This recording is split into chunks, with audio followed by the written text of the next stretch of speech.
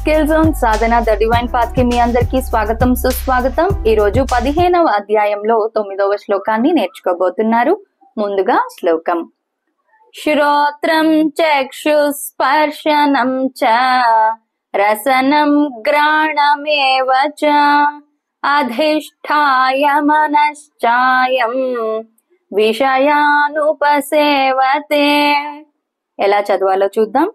శ్రోత్రం చక్షుస్ స్పర్శనం చ రసనం గ్రాణమేవ చ అధిష్ఠాయ మనశ్చాయం విషయానుపసేవతే. ఈ శ్లోకాన్ని పూర్తిగా మరొకసారి.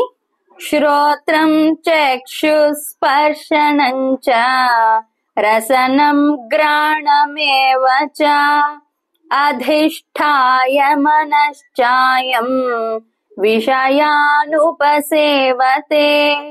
దీని భావం ఏంటో చూద్దాం. అర్జున, ఈ జీవుడు చెవి, కన్ను, చర్మము, నాలుక, ముక్కు, మనస్సు అనే ఇంద్రియాలను ఉపాధిగా స్వీకరించి ఆయా విషయాలను అనుభవిస్తున్నాడు అని ఈ శ్లోకం ద్వారా పరమాత్మ మనకి తెలియజేశారు. ఎవరైనా వీడియోని మొదటిసారి చూస్తున్నట్టయితే లైక్ చేయండి, ఛానల్ ని సబ్స్క్రైబ్ చేసుకోండి. మీకు తెలిసిన వాళ్ళందరికీ కూడా ఈ వీడియోస్ ని షేర్ చేయండి. మరొక శ్లోకంతో మళ్ళీ మీ ముందుంటాను. అంతవరకు సెలవు. నమస్కారం.